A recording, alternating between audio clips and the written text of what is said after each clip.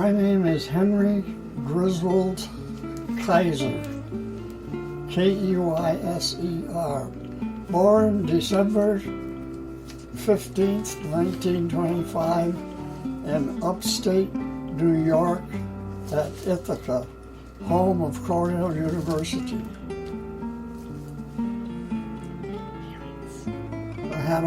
We had a lovely family who were extremely talented in music, drama, and they could put on a show that would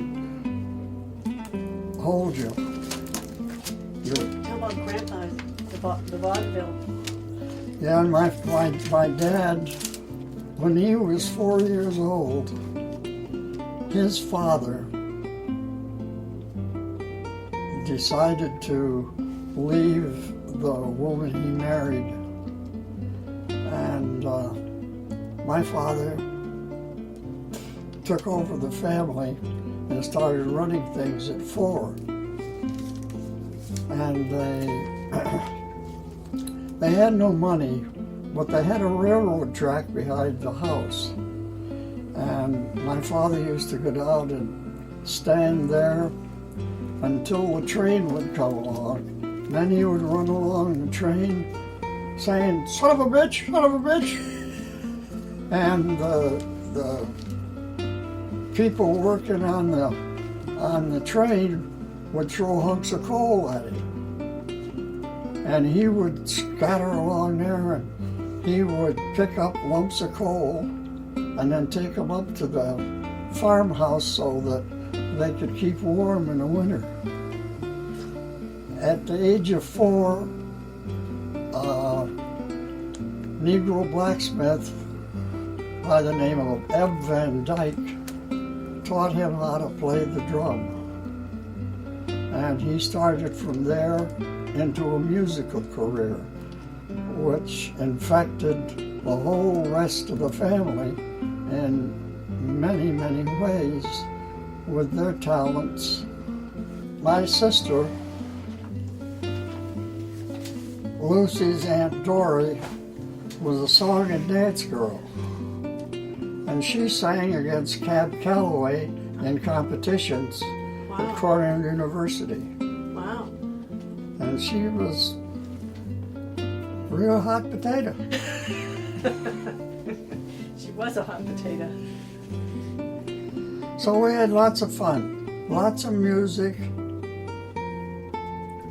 lots of camaraderie. When I was 7, I started my first Dixieland dance band. All of this I throw back at my father's urging us onward to bigger things. And it was a wonderful life. Can you tell us about why you played the tuba? And your dad, about your dad and the trumpet and why you picked the tuba? Because he was going to make you play and watch you practice? Yeah.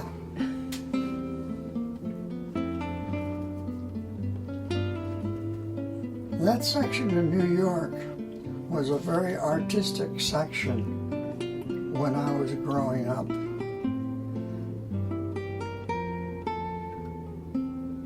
The best bands that there were and theaters producing their export was widely attended by all. And Dad, when you were in high school, what was your band, the name of your band? Billy Kaiser. Do you remember who played in the band with you? Sure. Who was it? Bob Updike. Oh, really? Yeah. Oh, I didn't know he played in the band. That was a good buddy, right? He was a master musician. What instrument? Played the trumpet. He was super fantastic. And what happened with him? He got killed in Italy with the 88th Division. So, Dad, how old were you when you went into the military? I was 17.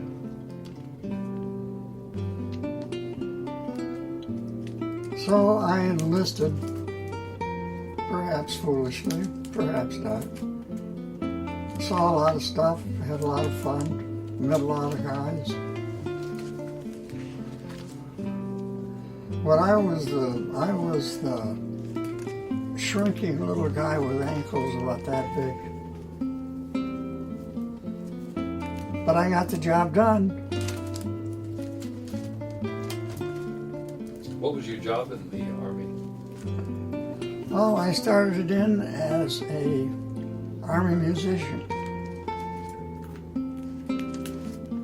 and went on from there. Eventually getting up to being a military policeman, if you can imagine. Telling people what they couldn't do. And just trying to do what you had to do to get by. Where were you stationed? I was shipped overseas to France, Germany, England, Austria, any place else? Is that's what they call the European theater? Yeah. Yeah. So they sent you over with the tuba, and then what? I played the tuba. Didn't they take you tuba away for a while until the war was going on? No? You were kept your tuba the whole time? The Yeah. band. Well, what about? Did you play in the band when the war was still going on, or did you Yeah. start afterwards? Played it we played it for general parades.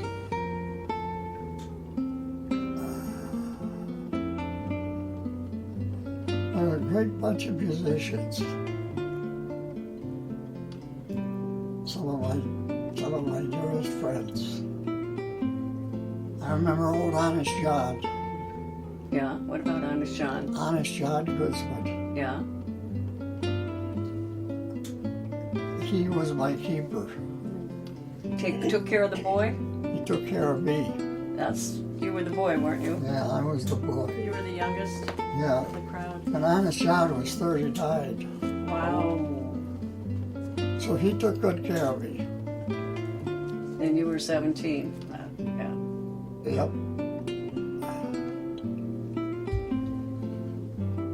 At the end of World War II, General Eisenhower issued an anti-looting law. And that if you were caught looting, you were supposed to be shot on the spot. Really? Wow. And I remember coming up when I was on duty, and there were these three guys coming out of this building, and they had cigars and some whiskey bottles and other stuff. And I had to make a decision. My decision was very simple. I did not feel that even Eisenhower, if he was God, had the right to make a decision like that I was to shoot our men. So you didn't shoot? What did you say to them? I walked up to him and I said, "Hey guys, where'd you get that stuff?" "Oh, we got it in there." "I'll tell you what, you take that stuff back where you got it, and put it there, and get the hell out of here." And I won't shoot you. And they did it? Yeah. Cool. I think that was a good choice. I chose it. But you were off and on an MP, weren't you?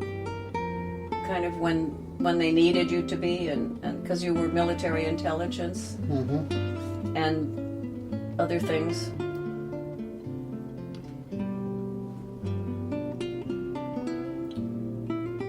You told me you were going, when you were military intelligence, you were in charge of going into villages in Germany. You want to tell about that? Oh, all kinds of things would come up, and we would have the duty to arrest German officers and seek out secrets that were perhaps being held. Did you kind of call it neutralizing the towns Yeah. in Germany after the war was over, and make sure that they knew the war was over, and Yeah, talk to the mayor and all the the mayor, the fire chief, the chief of police. You get them all in line, tell them, this is what you're supposed to do. Now you do it, or we throw your can in jail.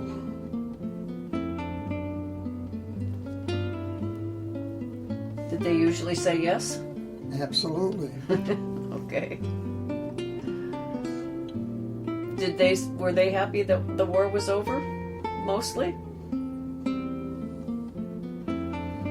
Sometimes it was pretty hard to get inside their heads, but most of the time not. If you just set yourself up and said, hey, this is the way it is, let's forget the other stuff.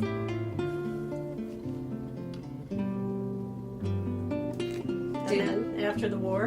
Huh? And then after the war, what happened? After the war, well, the last big thing in my war, my division, which was the 89th Infantry, captured a German concentration camp. And I was there. And I remember being at that camp where all these bodies were and making a vow. I said, if I get out of this alive, I want to do what I can do to help others. And that's where I started my career in quote-unquote social work, trying to help other people deal with what they had to deal with. And I worked back in the States, and eventually I ended up in Hawaii, where I wanted to become a minister, which I did. And I was ordained in the Diocese of California as an Episcopal deacon in the Episcopal Church. Didn't you do a lot in the church before that? What? Didn't you do a lot in the church? Remember, what about St. Luke's, your Yeah. little church? I was assigned to St. Luke's in Harpersville, took my kids to church, and they sang in the choir on Sunday and helped me. How far away was that from Ithaca? Oh, a little over 50 miles.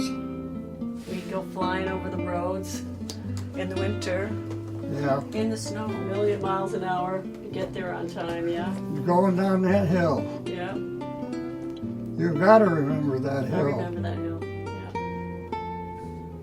It was fun, little white church, right? Was it Yeah. a white church? I think we have. And the Bassons, remember the Bassons? Yeah, They were a family that lived near there. Gene and Jerry. Gene and Jerry Basson.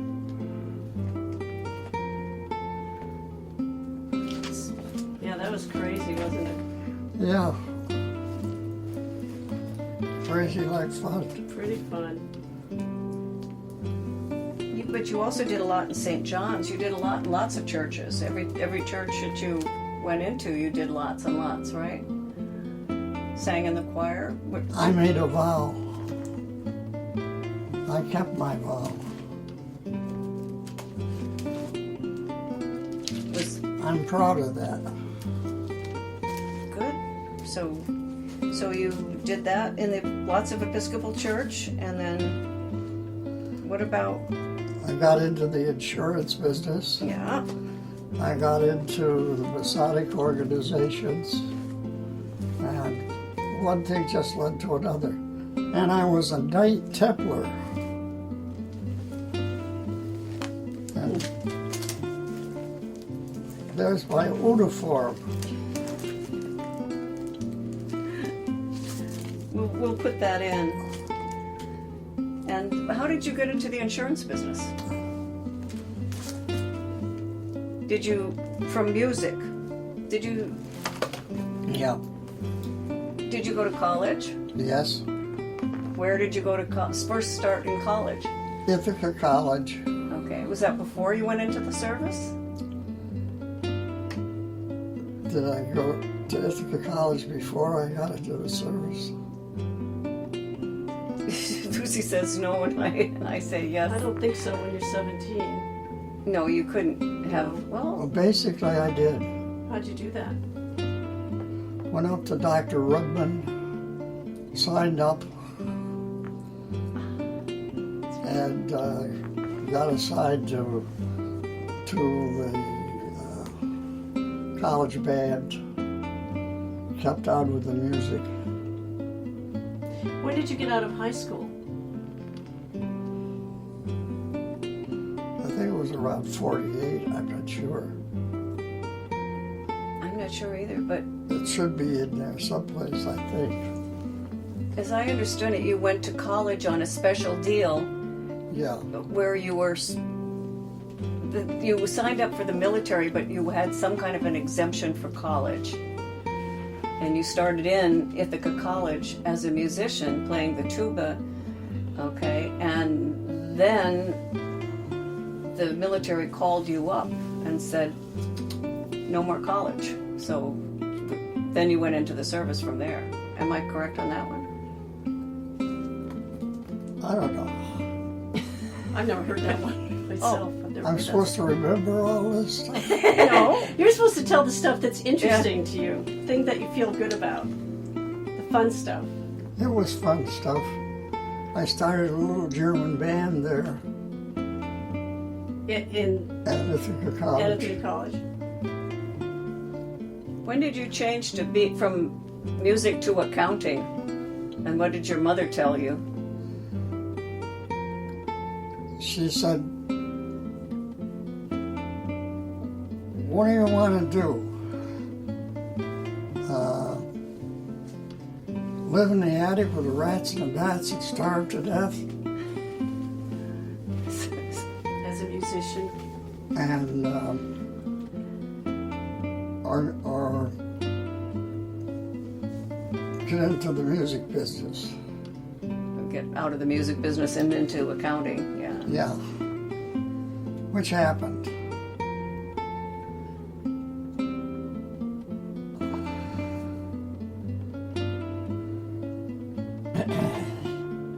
I probably figured that I was pretty precocious at that age.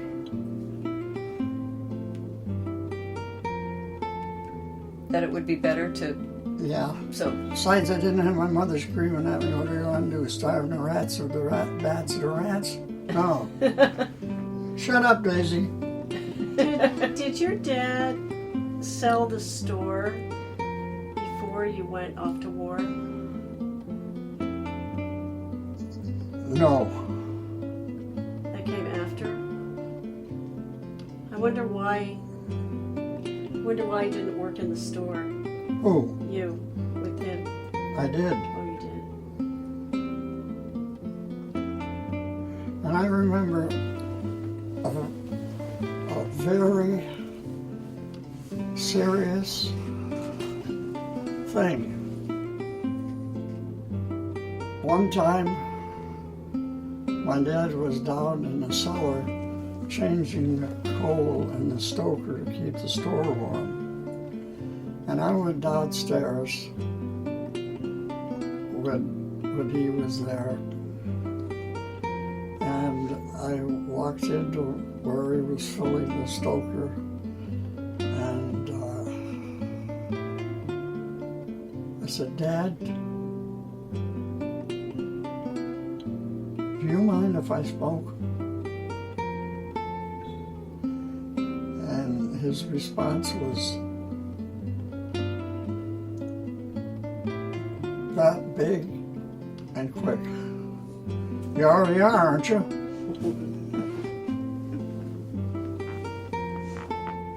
And I said, "Yeah." He said, "Then what in the hell are you asking me for?" So, in my growing up family, there was this intense sense of dignity, honesty, cooperation, that it was a cooperative place to be, and you could be happy there.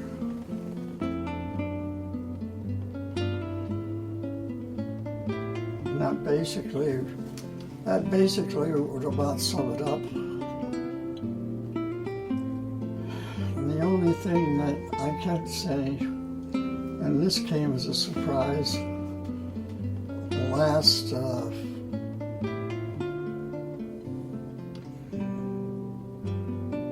May, I was honored by the President of France and made, what did he make me? Chevalier. A Chevalier of the Legion d'Honneur. And I don't know what I got it for. But that's okay. I'll take it. I'll take it. You got it because you were a soldier in the war in France on D-Day and before and after a little bit. The president was thanking you for helping liberate France. Yeah. But when you accepted the honor, you also accepted it in the name of your ex-wife, who was in the French Resistance and really was in a tough situation. Am I getting a popsicle or something? Not yet. Not quite yet. You have to keep talking before you get one. Yeah. Got more talking to. What did you do in business? Tell us about business. I became an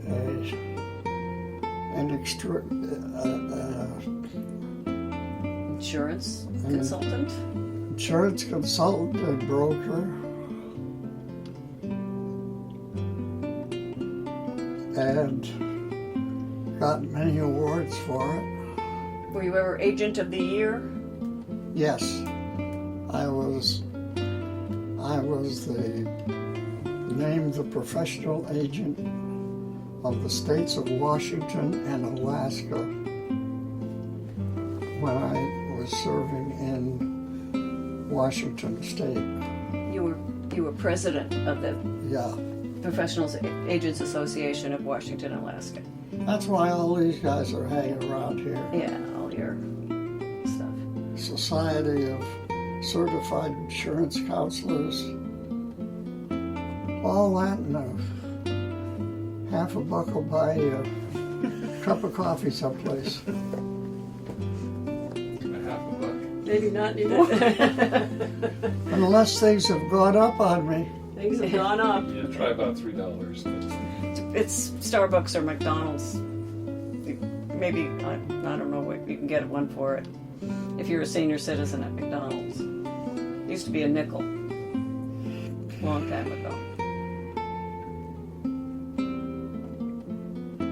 So what about now when you joined the VFW and you have your buddies at the VFW, right?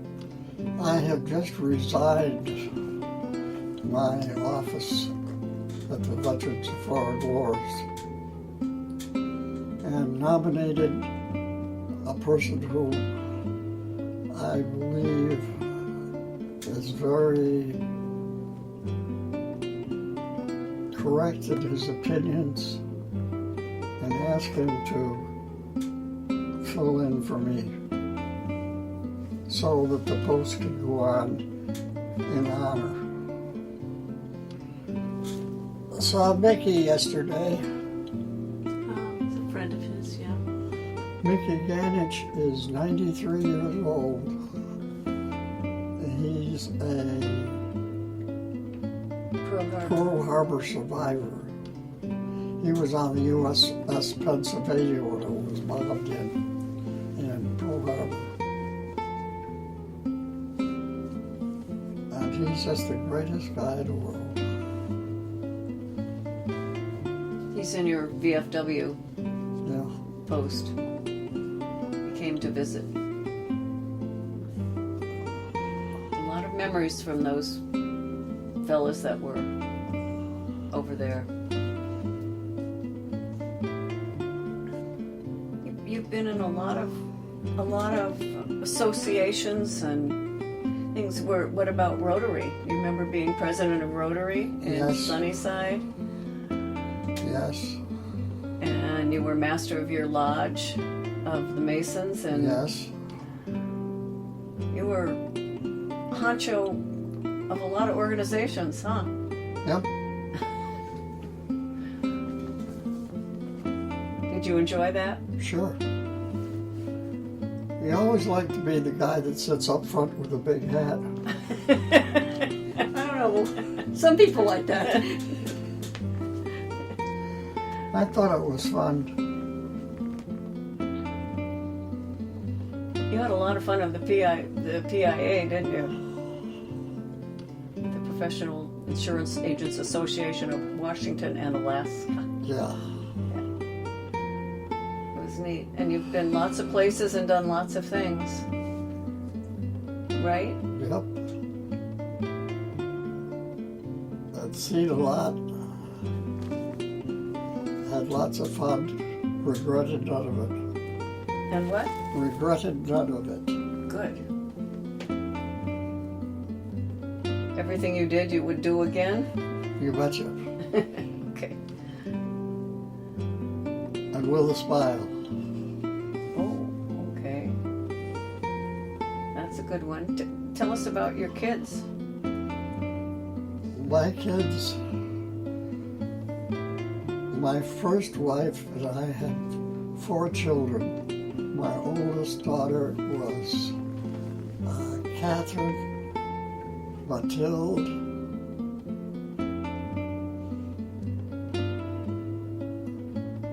she was born April 4th, 1949. Didn't forget that. Don't forget it. And then along came another little creature. And that was in May 29th, 1951. Right. What a mind! I'm indefatigable. You got 2 more to go. Yeah, and then along came Nikki. Oh, Mimi. Huh? Mimi. Mimi. And she turned towards the artistic bent and has done some very fine work, painting and otherwise.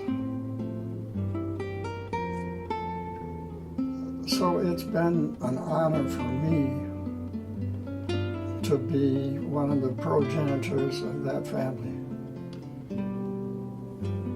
and I can't say enough for him. Do we have a great grandchild yet?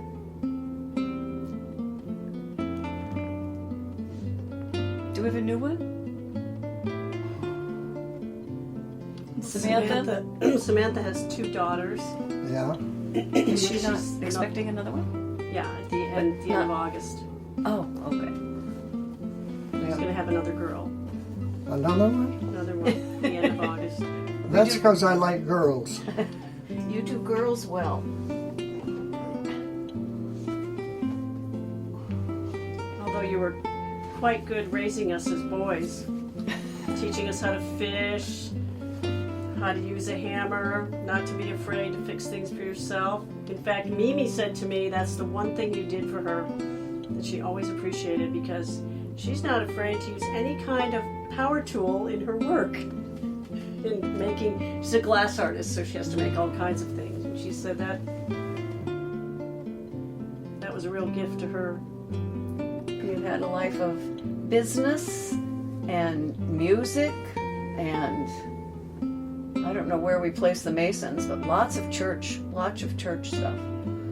Always lots of church stuff. Singing in the choir. And what about, remember when you sang in the opera? Lucy remembers that when you were rehearsing at the table. Well, I remember every Sunday we had to sit, he'd have the albums in the old stereo, you know, and we'd have to sit and listen to those operas, Khaki and I. We didn't understand a thing, and you made us sit there every Sunday listening. Remember? Yeah. We never grew fond of opera. We were ruined early. And I remember we would try casting lines across. Yeah. And I remember Catherine, she'd sing, "I'm Dr. Buffalo." To which I would respond. You'd respond? What? I don't remember. Yeah, those were... But those were moments extreme.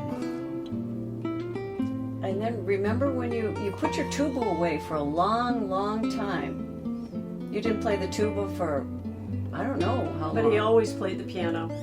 He always played the piano all through our growing up. You remember, Okay. Dad? Sitting there at the piano, we'd be on either side of the piano, and you'd be singing as I walk along the Bois Bouillon. Remember that? As I walk along the Bois Bouillon with an independent air, you can hear the girls declare, he must be a millionaire. You can hear them Sigh, and hope to die. You can see them. Something, something In their eye, with a man.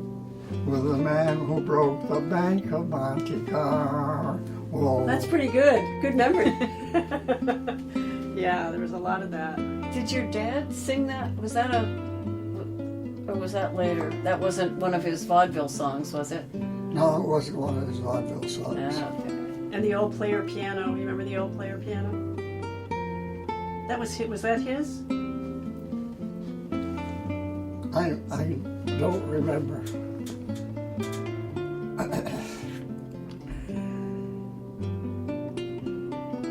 You remember going back to the tuba?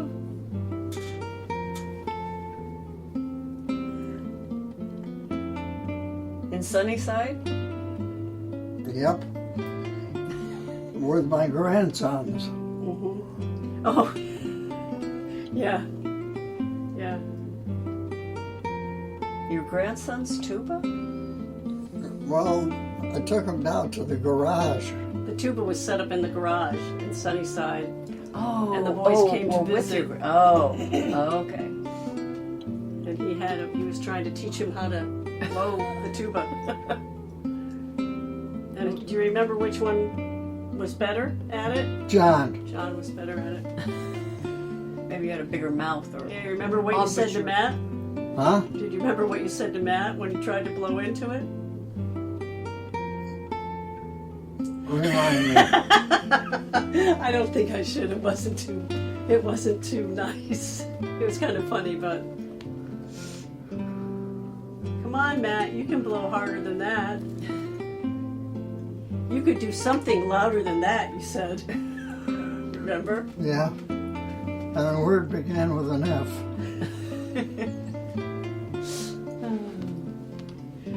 Yeah, they were talking about how they thought one of their funniest stories of you was when you took him to see the buffalo.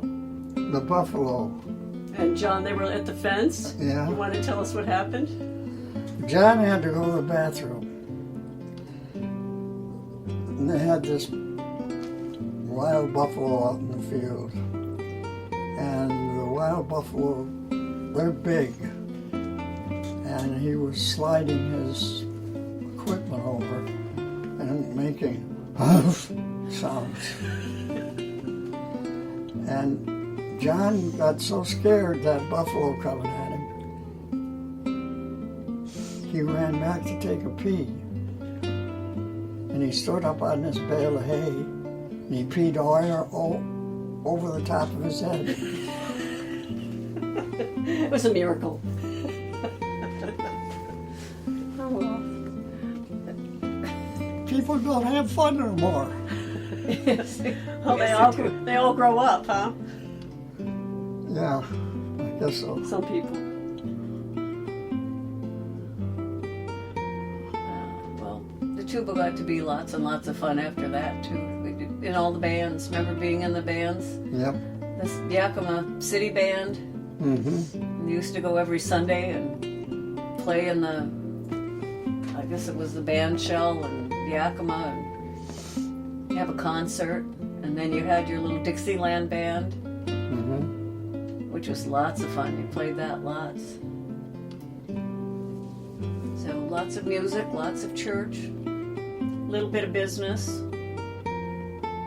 lot of monkey business. Oh, whoops. Yeah. What about vacations, travel? Go any interesting places? Yeah. We went to every, what did we call them? Over the passes? Yeah, Every mountain pass in Washington. We had to that's right. go out over the pass.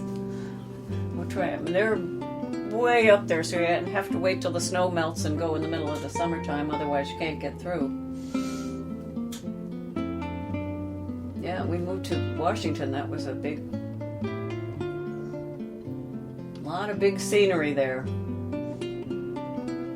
So we had that. And remember when you went to move to Sunnyside and we didn't know where it was, and we went up over Yakima and it looked like going over to the other side of the moon because it was the Yakima firing range for the Army. They Mm-hmm. worked with the moon rover there before they landed. We sort of traveled, but we lived where we traveled. So we lived in Maui for 6 years. And when you're there, you don't really want to take a vacation to many other places because you're already there.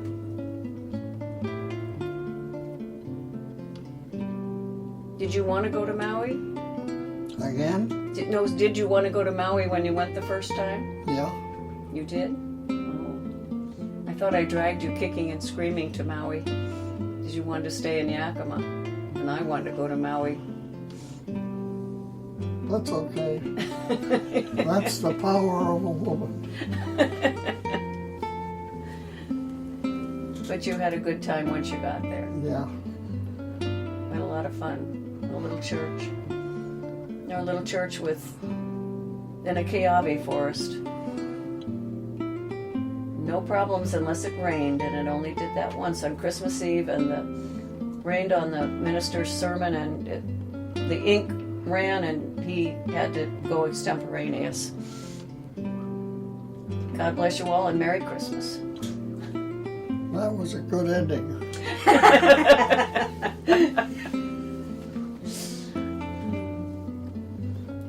I wished I'd have thought of that.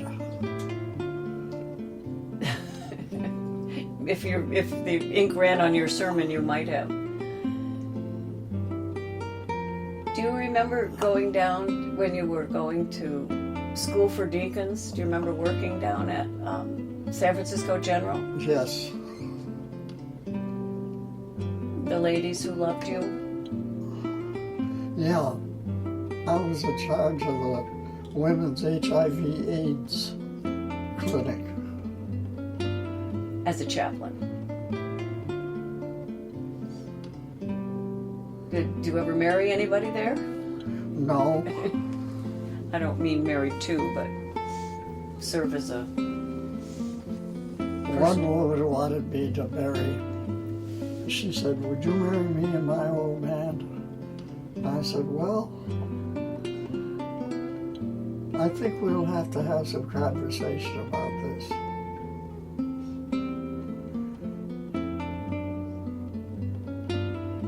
So as she walked to the desk to get her treatment, she said, "I love you, chaplain." And for once, my tricky brain clicked in. And I said, "And I love you too, as does God."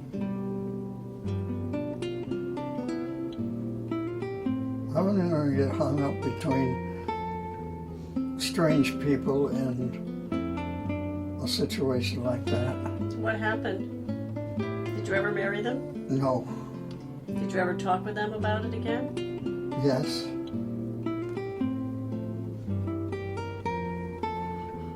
Interesting work, huh? Yeah. Things you have to decide, things you have to undecide.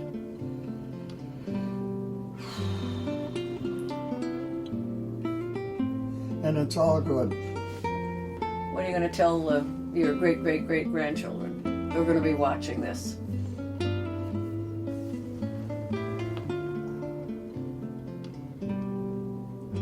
Be thoughtful, be kind, try to hurt no one, as you will prevail.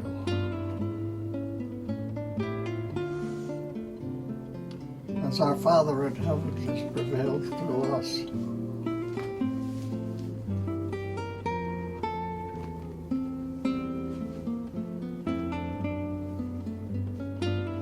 Amen. Thank you, Jesus.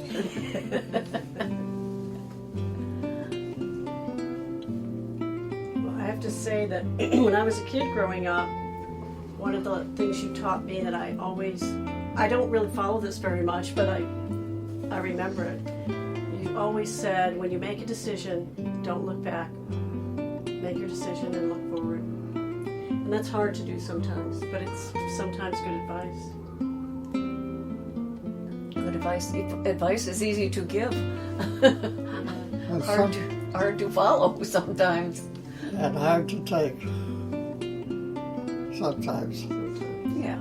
Depends on whether you already figured that out for yourself or not.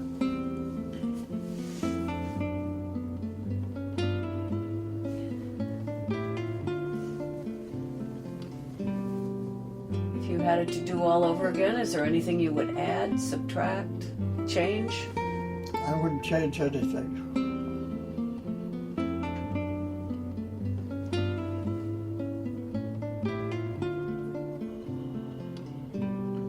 I'm proud of what I did because it was honest. And I never have to duck my head about anything. And I just have to say it was a wonderful life. We had fun. We all loved each other. Sometimes we hated each other, but not always. We had fun.